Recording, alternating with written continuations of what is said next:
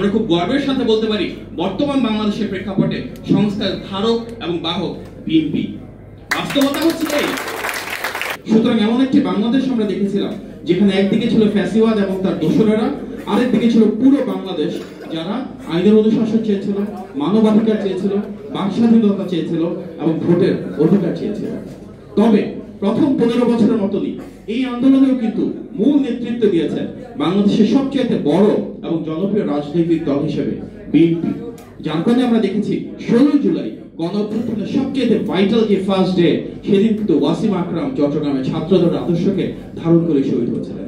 সেই 16 জুলাই রাতেই সর্বপ্রথম এক দফা ঘোষণা দিয়েছিলেন বিএনপির ভারপ্রাপ্ত চেয়ারম্যান জনাব তারেক রহমান। সেই 16 জুলাই ঘোষণার উপর ভিত্তি করে এক দফার ভিত্তিতে ফ্যাসিবাদের পতন ঘটেছিল।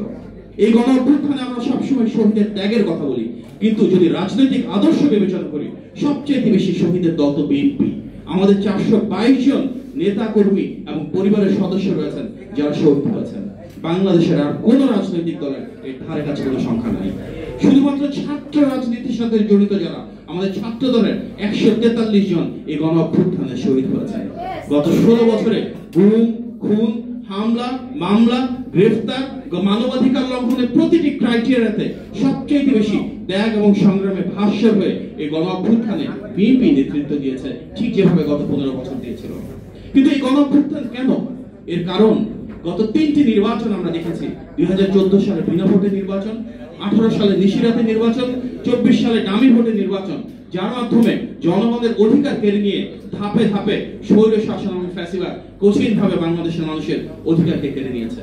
আমরা এমন একটি সরকার দেখেছি যার ক্ষমতার উৎস জনগণ ছিল না, ছিল রাষ্ট্রযন্ত্র, পুলিশ, প্রশাসন, আইন শৃঙ্খলা বাহিনী, বিচার বিভাগ, নির্বাচন কমিশন, দুদক, প্রতিটি রাষ্ট্রীয়, সাংবিধানিক এবং আইনগত সংগঠনকে, প্রতিষ্ঠানকে সম্পূর্ণরূপে দলীয় অঙ্গ সংগঠনে পরিণত করে আওয়ামী লীগ এমন ভাবে দেশটা পরিচালনা করেছে যেখানে যারা সরকারি দলের সাথে ছিল, আওয়ামী লীগের সাথে ছিল, তারা ফার্স্ট ক্লাস সিটিজেন, আর যারা আওয়ামী লীগের বিরোধী ছিল তারা সেকেন্ড বা থার্ড ক্লাস সিটিজেন। যারা বিরোধী রাজনৈতিক দলের আদর্শের নেতা ছিলেন, কর্মী ছিলেন, সমর্থক ছিলেন, তাদের অধিকার এবং স্বাধীনতা প্রতিনিয়ত বারবার লুণ্ঠন করা হয়েছিল। সুতরাং এই যে গণঅভ্যুত্থান, তার মৌলিক কারণ ছিল পরপর 3টা অনির্বাচিত সরকার। এমন একটি সরকার যারা জনগণের ভোটের কোনো প্রয়োজনীয়তা অনুভব করে নাই। এমন একটি সরকার যেটি গুম, খুন, মানবাধিকার লঙ্ঘনের মাধ্যমে প্রতিনিয়ত জনগণের উপর নিষ্পেষণ চালিয়েছে, নিপীড়ন চালিয়েছে। সুতরাং আমাদের যদি গণঅভ্যুত্থানের আকাঙ্ক্ষাকে বাস্তবায়ন করতে হয়, সবার আগে যে সংস্কার প্রয়োজন সেটা হচ্ছে নির্বাচনী ব্যবস্থার সংস্কার। সবার আগে যে সংস্কার প্রয়োজন সেটা হচ্ছে রাষ্ট্র ব্যবস্থার সংস্কার। এমন একটা রাষ্ট্র ব্যবস্থা যেখানে রাষ্ট্র পরিচালনার দায়িত্বে জনগণের ম্যান্ডেট নিয়ে, জনগণের ভোটে নির্বাচিত, জনগণের প্রতিনিধিত্বমূলক সরকার থাকবে। সেই বিশ্বাস থেকে, সেই আস্থা থেকে সবার আগে কিন্তু সংস্কারের কাজ শুরু করেছে বিএনপি। আজকে অনেকেই হয়তো সংস্কারের কথা বলছেন 5ই আগস্ট শেখ হাসিনা পলায়নের পর প্রথমবারের মতন, কিন্তু আমরা যদি ইতিহাস পর্যালোচনা করি, সেই 2016 সালে ভিশন 2030 মাধ্যমে সর্বপ্রথম সংস্কারের প্রস্তাবনা দিয়েছিলেন দেশনেত্রী বেগম খালেদা জিয়া।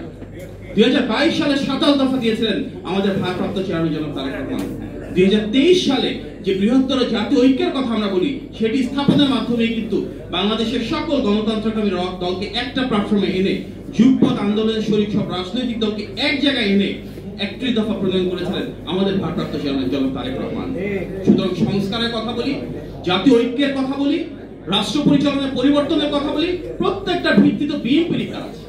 আজকে দ্বিকক্ষ বিশিষ্ট সংসদ, প্রধানমন্ত্রীর টার্ম কয়বার হবে, রাষ্ট্রপতির সাথে প্রধানমন্ত্রীর ক্ষমতার কি ভারসাম্য হবে, প্রশাসনকে আমরা কিভাবে ঢেলে সাজাবো, গণমানুষের কাছে কিভাবে অধিকার ফিরিয়ে দেব, প্রত্যেকটার মৌলিক ভিত্তি আমাদের 31 দফায় রয়েছে। আমরা খুব গর্বের সাথে বলতে পারি বর্তমান বাংলাদেশের প্রেক্ষাপটে সংস্কার ধারক এবং বাহক বিএনপি। বাস্তবতা হচ্ছে এই। এটি শুধু বর্তমানে না, বাংলাদেশের ইতিহাসে দেখি সর্বপ্রথম যে সংস্কার ছিল এই বাংলাদেশের জন্য, সেটি কি? সেটি স্বাধীনতা। সেই স্বাধীনতার ঘোষক তো শহীদ প্রেসিডেন্ট জিয়াউর রহমান।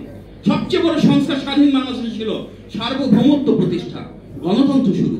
সেটিও কিন্তু শহীদ প্রেসিডেন্ট জিয়াউর রহমানের সময়, যিনি বাকশালের পরে বহুদলীয় গণতন্ত্র শুরু করেছিলেন, যিনি নতজন পররাষ্ট্রনীতি থেকে বেরিয়ে এসে বাংলাদেশকে সারা বিশ্বের সাথে সম্পৃক্ত করেছিলেন। আজকে আমাদের যে গণতান্ত্রিক আকাঙ্ক্ষা, আমরা সংসদীয় গণতন্ত্র আবারও চালু করতে চাই, সেই সংসদীয় গণতন্ত্র কিন্তু দেশনেত্রী এবং খালেদা জিয়ার সময় বিএনপি সরকারের হাত ধরে শুরু। যে তত্ত্বাবধায়ক সরকার আমাদের সবার গণ আকাঙ্ক্ষা, সেটিও বিএনপির হাত ধরে শুরু। সুতরাং ঐতিহাসিকভাবে বাংলাদেশের সংস্কারের জনক বিএনপি, বর্তমান বাংলাদেশের সংস্কারের ধারক বিএনপি, এবং ইনশাআল্লাহ গণতান্ত্রিক বাংলাদেশে জনগণের ম্যান্ডেট নিয়ে সংস্কার বাস্তবায়ন করব বিএনপি।